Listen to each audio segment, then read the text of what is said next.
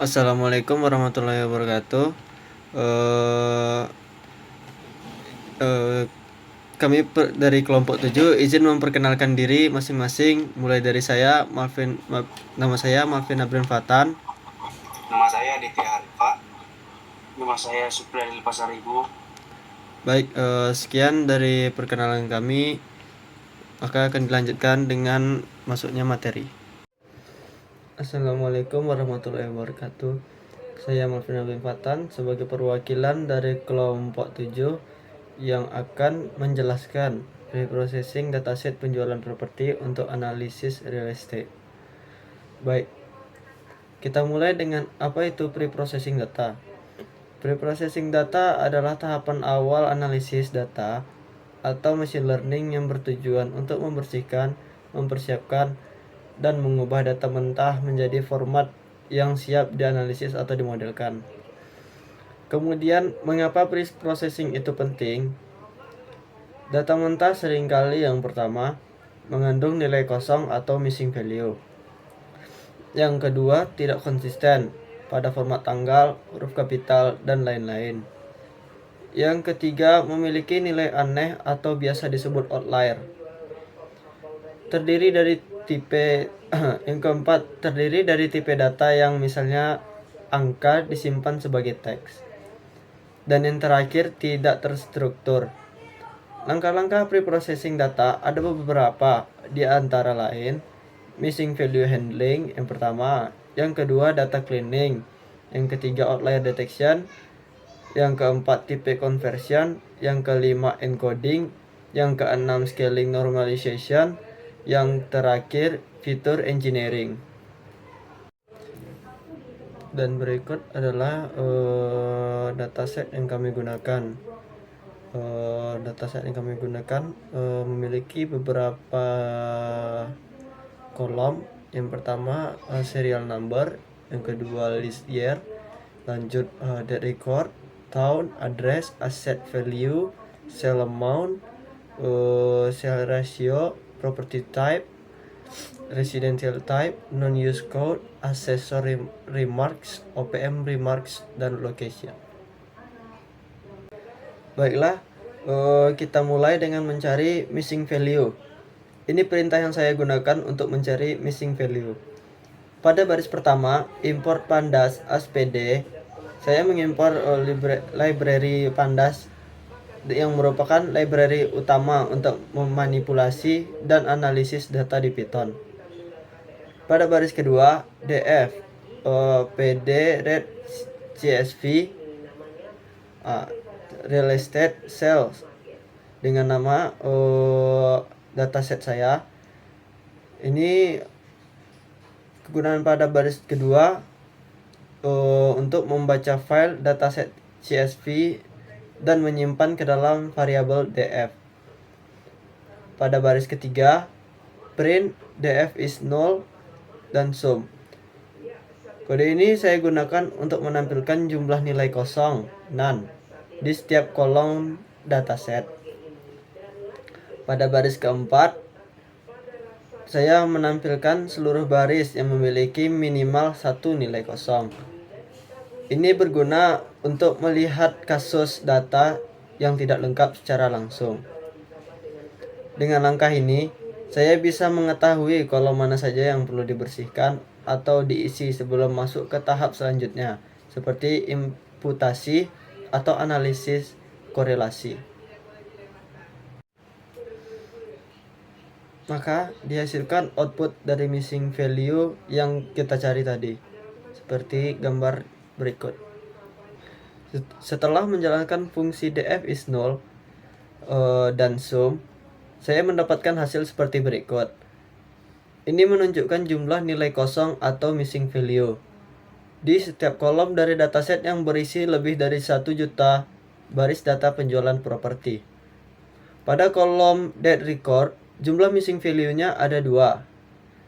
Sangat kecil berarti ya, bisa langsung dihapus barisnya. Pada kolom address, jumlah missing value-nya ada 51. Relatif kecil, bisa diisi dengan unknown. Dan pada property type, missing value-nya ada 382.446, hampir 35%, cukup signifikan. Residential type 398.000 sekian, hampir 36%, perlu penanganan khusus. Pada non-use code ada 784.000 lebih jumlah missing value, sekitar 71%. Bisa saja dihapus, tapi dia bisa dihapus karena tidak relevan. Accessory marks 926.401 missing value, lebih dari 84%, hampir tidak digunakan. Jadi sekian banyak data jumlah missing value. Kesimpulannya, kolom yang missing value-nya lebih sedikit seperti date record yang hanya 2 missing value-nya, address 51 missing value, itu bisa diperbaiki atau dihapus. Jika kolom yang kurang dari 70% kosong, perlu evaluasi apakah penting atau di drop saja. Dan ini menjadi dasar penting untuk pre-processing data lebih lanjut, seperti imputasi data atau penghapusan kolom. Kemudian kita lanjut ke outlier. Apa itu outlier? Outlier adalah data yang secara signifikan berbeda dari sebagian besar nilai lainnya. Outlier bisa terjadi karena yang pertama, kesalahan input data, yang kedua, variasi alami dalam pengukuran, yang ketiga, peristiwa langka atau ekstrim, misalnya properti mewah yang sangat mahal. Outlier dapat mempengaruhi hasil analisis statistik dan machine learning karena mereka dapat menggeser rata-rata, mempengaruhi regresi, dan menghasilkan kesimpulan yang salah jika tidak ditangani dengan benar. Mengapa kita perlu mendeteksi outlier? Karena outlier dapat mempengaruhi rata-rata dan hasil statistik lainnya, mengganggu model machine learning seperti regresi, k-means, dan lain-lain. Yang terakhir, menyebabkan hasil analisis yang bias. Metode yang digunakan adalah IQR atau Interquartile Range. Rumus yang digunakan untuk mendeteksi outlier dengan IQR, yang pertama, Q1 atau kuartil 1, nilai di bawah 25% data. Q3 atau kuartil 3 adalah nilai di bawah 75% data. IQR atau Interquartile Range sama dengan Q min 1, Q dikurang 1. Yang keempat, batas bawah Q1 dikurang 1,5 dikali IQR. Yang kelima, batas atas Q3 ditambah 1,5 dikali IQR.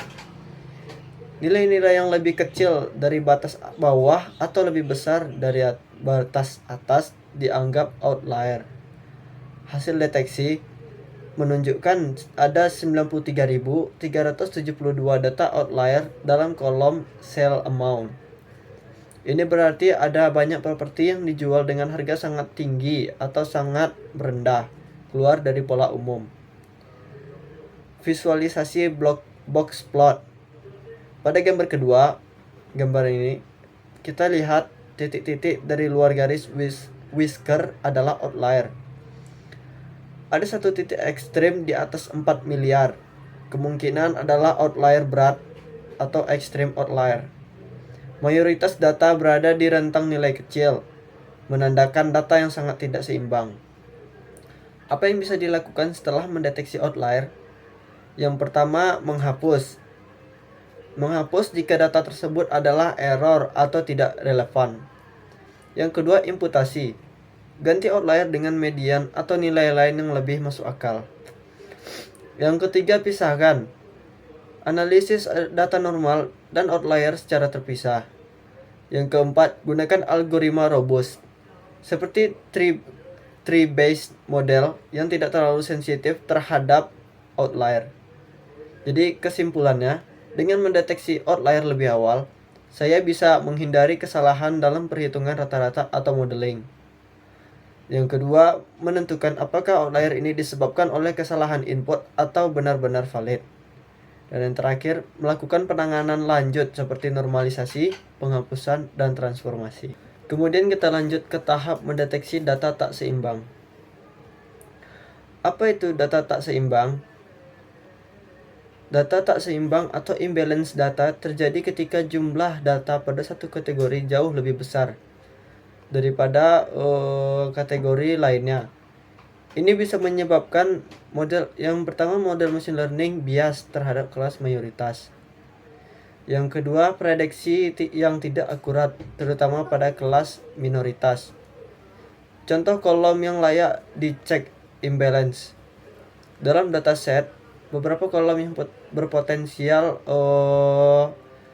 imbalance atau data tak seimbang. Yang pertama, property type. Yang kedua, residential type. Yang ketiga, non-use code. Dan yang keempat, town. Kriteria data tak seimbang. Jika satu kelas lebih dari 80 atau 90% dari total data, maka kolom tersebut dianggap tidak seimbang. Perlu diperhatikan khusus saat digunakan untuk pelatihan model klasifikasi, misalnya mode, class weight, dan lain-lain. Berikut adalah contoh kode dan output Python untuk mendeteksi ketidakseimbangan distribusi pada kolom kategorial. Baik, ini gambarnya. Pada tahap ini, saya ingin melihat apakah data kategori pada kolom property type seimbang atau tidak. Ketidakseimbangan ini penting diketahui karena bisa mempengaruhi akurasi model prediksi atau klasifikasi. Penjelasan dari inputan dari gambar. Df select the types include objects berfungsi untuk mendapatkan semua kolom bertipe kategori teks seperti property type. Value count normalize true. Fungsinya untuk menghitung jumlah dan persentase setiap kategori dalam kolom property type. Membuat data frame baru, imbalance df, bertujuan untuk menampilkan jumlah dan persentase tiap kategori secara rapi. Dan terakhir, visual bar chart. Visual bar chart saya gunakan untuk menampilkan grafik batang yang terdapat kodenya di gambar pada gambar, yaitu kind sama dengan bar, agar distribusi kategori lebih mudah dilihat secara visual. Dari bar chart bisa kita simpulkan bahwa property type single family memiliki data tak seimbang 400.612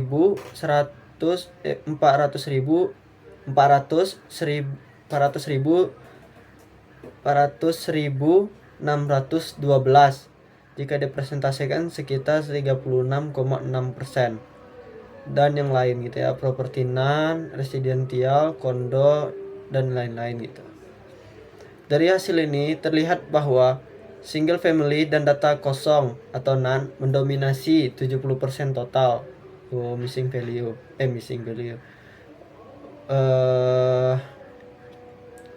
Data tak seimbang. Dan kemudian pada kategori lain seperti industrial, apartemen, public utility sangat sedikit datanya, yaitu kurang dari 1%. Distribusi kategori pada kolom property type sangat tidak seimbang. Beberapa kelas seperti single family mendominasi, sementara sebagian besar kategori lainnya punya jumlah data yang sangat kecil. Ini penting diperhatikan sebelum membangun mode klasifikasi, karena bisa menyebabkan model bias terhadap kelas mayoritas. Baik, tahap selanjutnya adalah mendeteksi data tidak konsisten. Apa itu data tidak konsisten? Data tidak konsisten adalah kondisi di mana data memiliki format, nilai, atau struktur yang berbeda-beda meskipun seharusnya mewakili informasi yang sama. Inkonsistensi ini dapat menyebabkan kesalahan dalam analisis data, laporan yang menyesatkan, dan keputusan yang tidak akurat. Data tidak konsisten dapat terjadi karena yang pertama entry manual, yang kedua berbagai sumber data, yang ketiga tidak ada standar input, yang keempat kesalahan pemrosesan otomatis, yang kelima duplikasi data. Berikut adalah contoh kode dan output Python untuk mendeteksi data tidak seimbang pada kolom non-use code. Ini adalah gambar dari kode input untuk mendeteksi data yang tidak seimbang. Selanjutnya gambar ini adalah hasil dari inputan yang tadi. Pada dataset ini, kolom yang mengandung data tidak konsisten pada kolom non-use code mengandung campuran angka kode dengan mengandung campuran angka kode dengan deskripsi, bahkan teks yang seharusnya berada di kolom lain seperti single family.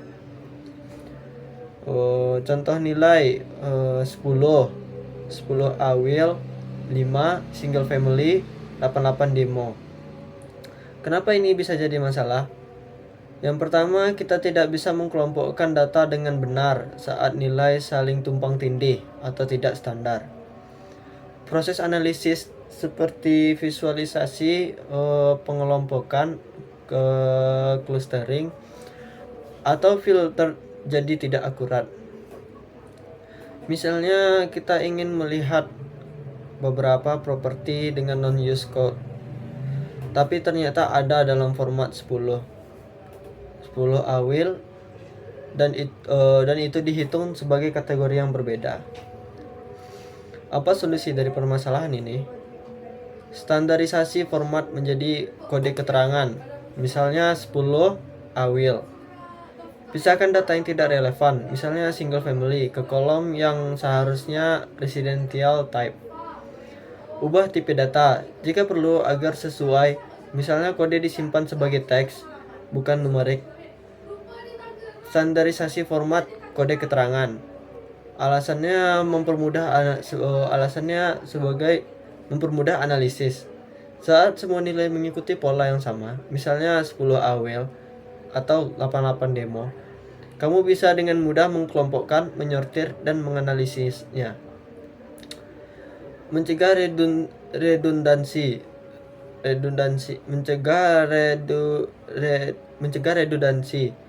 Misalnya 10 dan 10 awil mungkin sebenarnya sama, tapi akan dianggap berbeda oleh program kalau tidak distandarkan. Kompatibel dengan tools analisis. Tools seperti Pandas, Power BI, atau SQL lebih efektif saat data punya format konsisten. Yang kedua, memindahkan nilai yang salah tempat. Dengan alasan setiap kolom harus menyimpan data yang sesuai maknanya. Jika single family muncul di kolom non-use code, pada artinya lebih cocok di kolom residential type, maka analisis kategori jadi kacau dan model machine learning bisa gagal memahami struktur data. Menjaga integritas semantik data, artinya data tetap sesuai makna aslinya. Yang ketiga, ubah tipe data jika perlu. Alasannya, misal kode 10 dibaca dengan angka int, sedangkan 10 awil dibaca dengan teks. Hasilnya data tidak bisa dibandingkan. Dengan menyamakan semua ke string teks, kita bisa mengontrol dan membersihkan nilai secara lebih fleksibel. Kolom lain seperti property type, residential type, dan tone terlihat cukup konsisten berisi kategori tetap. Baik, tahap selanjutnya adalah mendeteksi data tidak konsisten. Apa itu data tidak konsisten? Data tidak konsisten adalah kondisi di mana data memiliki format, nilai, atau struktur yang berbeda-beda meskipun seharusnya mewakili informasi yang sama. Inkonsistensi ini dapat menyebabkan kesalahan dalam analisis data, laporan yang menyesatkan, dan keputusan yang tidak akurat.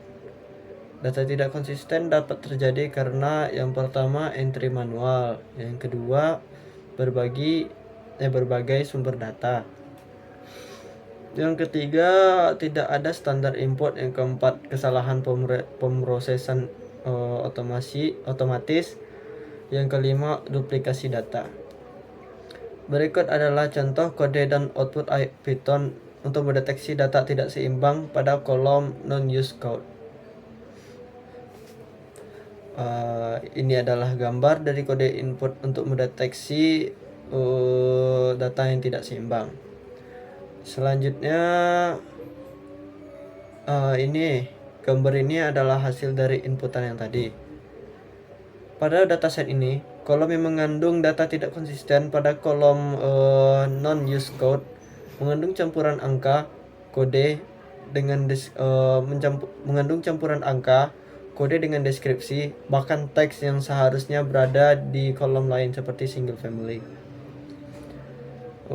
Contoh nilai 10 awil, 5 single family, 88 demo. Kenapa ini bisa jadi masalah? Yang pertama, kita tidak bisa mengkelompokkan data dengan benar saat nilai saling tumpang tindih atau tidak standar. Proses analisis seperti visualisasi, pengelompokan, clustering, atau filter jadi tidak akurat. Misalnya kita ingin melihat beberapa properti dengan non-use code, tapi ternyata ada dalam format 10 awil dan itu dihitung sebagai kategori yang berbeda. Apa solusi dari permasalahan ini? Standarisasi format menjadi kode keterangan, misalnya 10 awil. Pisahkan data yang tidak relevan, misalnya single family, ke kolom yang seharusnya residential type. Ubah tipe data jika perlu agar sesuai, misalnya kode disimpan sebagai teks, bukan numerik. Standarisasi format kode keterangan. Alasannya mempermudah analisis. Saat semua nilai mengikuti pola yang sama, misalnya 10 awil atau 88 demo, kamu bisa dengan mudah mengkelompokkan, menyortir, dan menganalisisnya. Mencegah redundansi.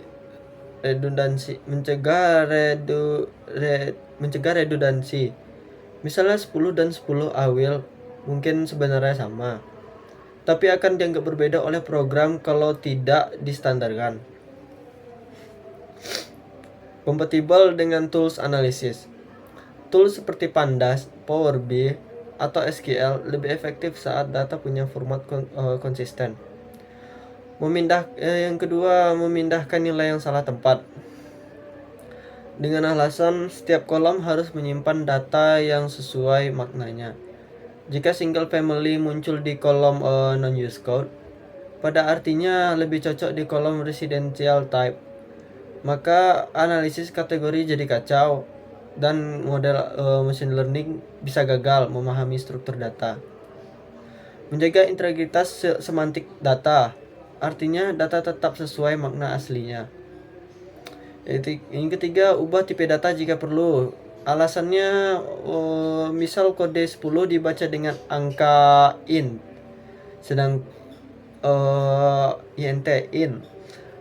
sedangkan 10 awil dibaca dengan teks. Hasilnya data tidak bisa dibandingkan. Dengan menyamakan semua ke string teks, kita bisa mengontrol dan membersihkan nilai secara lebih fleksibel. Kolom lain seperti property type, residential type, dan tone terlihat cukup konsisten berisi kategori tetap. Kemudian nilai yang aneh tidak sesuai formatnya. Nilai aneh atau yang sering disebut anomali atau outlier adalah nilai yang secara signifikan berbeda dari mayoritas data lainnya, Sementara nilai yang tidak sesuai format adalah nilai yang tidak mengikuti aturan penulisan atau tipe data yang diharapkan. Penyebabnya ada 5. Yang pertama, kesalahan input manual, human error. Yang kedua, format berbeda dari sumber yang berbeda juga. Yang ketiga, kesalahan saat ekspor atau impor data. Yang keempat, data kosong atau tidak lengkap. Yang kelima, kesalahan penempatan nilai atau kolom salah. Pada dataset ini, kolom yang mengandung data tidak konsisten ada pada kolom cell amount, property type, residential type, non-use code, accessory remarks, OPM remarks, location, dan date record. Yang pertama, peringatan format campuran, mix type. Kolom ke-8 sampai ke-12, property type, residential type, dan lain-lain, memiliki tipe data campuran seperti angka dan string bercampur. Ini menyebabkan nilai tidak bisa dibaca dengan konsisten dan bisa membuat error saat analisis atau pemodelan. Yang kedua, kolom dengan nilai yang sangat besar atau outlier. Sell amount. Terdapat banyak nilai penjualan yang sangat tinggi.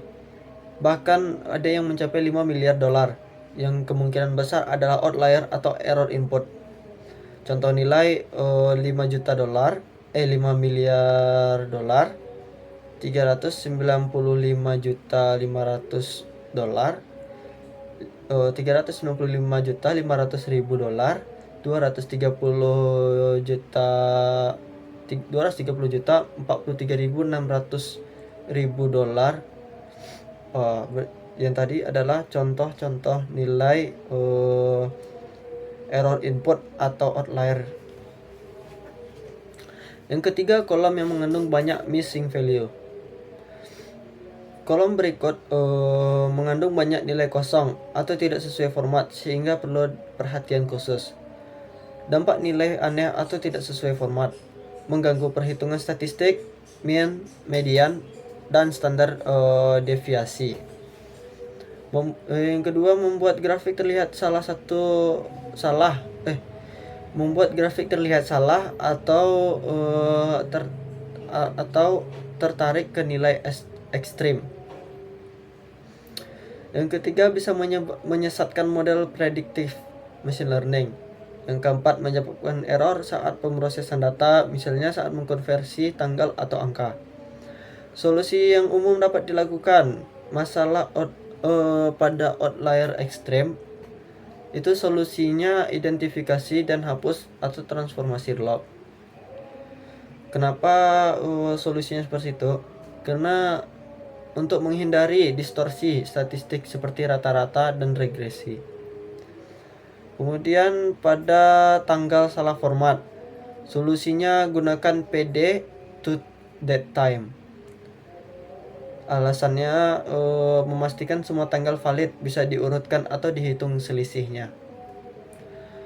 Dan pada masalah tipe data campur, konversi ke tipe yang konsisten solusinya. Kenapa? Karena data numerik diperlukan untuk operasi matematis atau model prediktif. Kemudian masalah pada nilai yang kosong. Nilai yang kosong dapat